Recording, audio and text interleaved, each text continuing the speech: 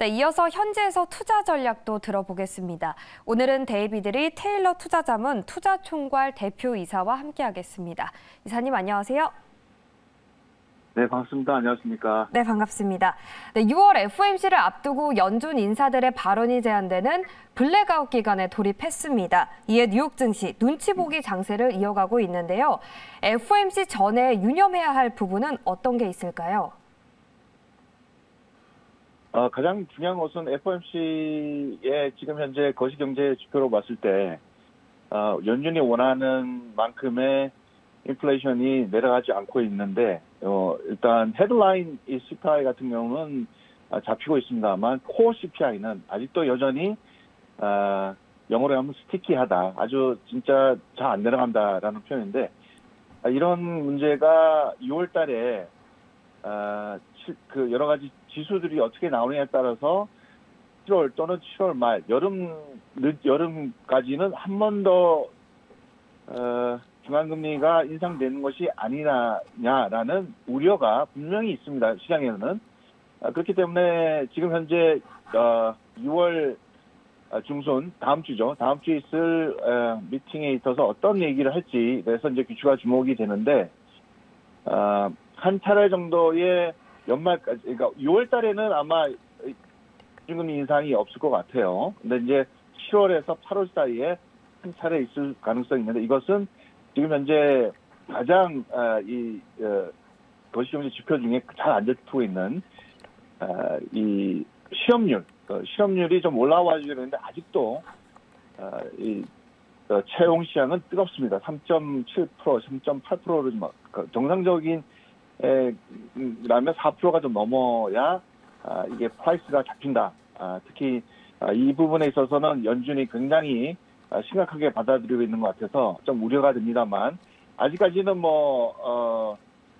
물론 숏셀러들이 나타나서 그 이후에 S&P 500 기준으로 해서 많은 쇼를 할 가능성이 좀 커 보입니다. 근데 그런 것은 메인스트림은 아니니까 일단 웨이앤시 하고 있는 시장이고 오늘도 그런 상황에서 3대 지수가 사이드라인 약간 떨어진 약간 개걸음을 하고 있는 상황입니다.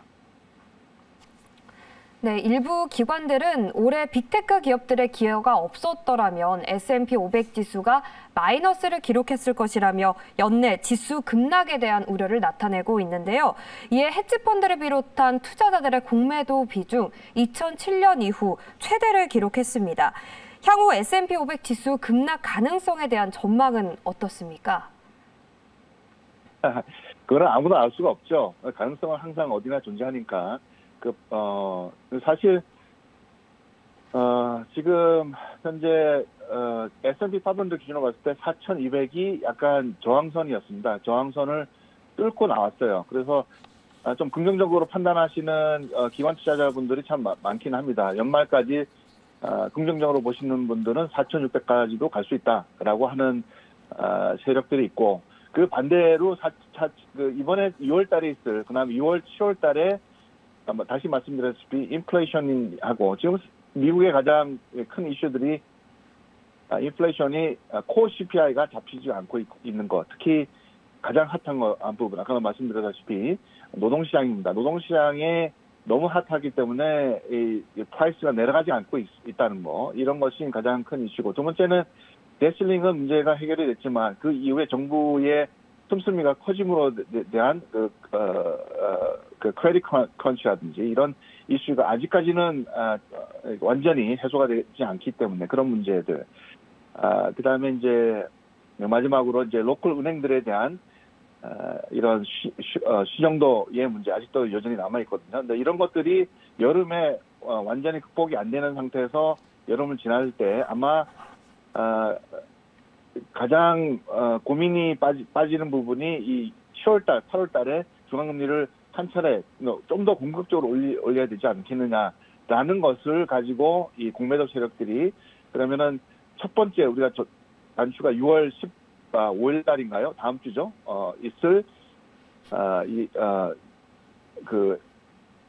연준의 미팅에 있어서 어떤 얘기가 나올 것인가에 대해서 이제 S&P 500가 아마 4,200 이하로 떨어질 경우는 공매도 세력들이 훨씬 더 커진 입김이 커지지 않을까 싶은데 전체적인 기관 투자자들은 극단적인 생각은 좀 피하고 있는 중입니다. 조심스럽게 뭐 전체적으로 이제 연초에도 제가 말씀드린 적이 있는 것 같은데 S&P 500를 기준 500대 회사는 올해 매출이 6에서 7% 정도 떨어질 것으로 예상하고 가이던스를 낮췄습니다.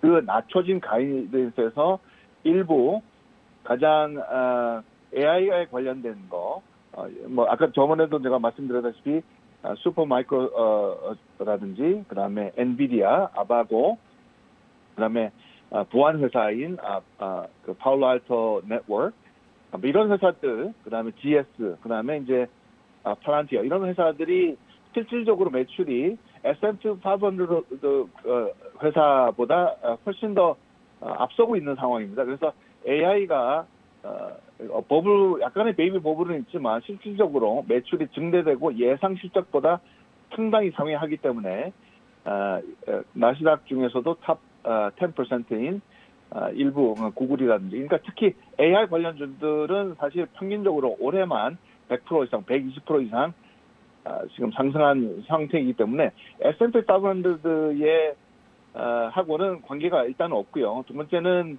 S&P 500의 가이던스보다는 그 실적을 맞추고 그 이상이 된 실적들이 나타나고 있는 것은 또 나스닥의 상승과는 또 별개의 문제고, 사실 여러분들이 간과해서는 안 될 것은 미국의 공매도 세력은 여러분들이 생각하시는 것보다 상당히 크지 않습니다. 그러니까 공매도 세력 것이 아니라 전체적인 폴폴리오 운영사, 미국은 폴폴리오 중심으로 돌아가기 때문에 폴폴리오에서 어떤 특정 11개 섹터 중에 섹터가 약해지는 섹터는 빼고 강해지는 섹터로 좀 더 돈이 몰리는 현상들은 있을 수가 있습니다. 그 과정에서 빠지는 세력들, 그러니까 팔고 나오는 세력들이 있으면은 아마도 S&P 500 중에서도 여러분들 잘 아시는 뭐 컨슈머 디스크레셔너리라든지 그다음에 파이낸셜 이런 거는 많이 빠진 상태는 그 섹터가 줄어들고 다른 섹터로 갈아탔기 때문에 그렇습니다. 그래서 공매도 세력의 문제가 아니다. 이것은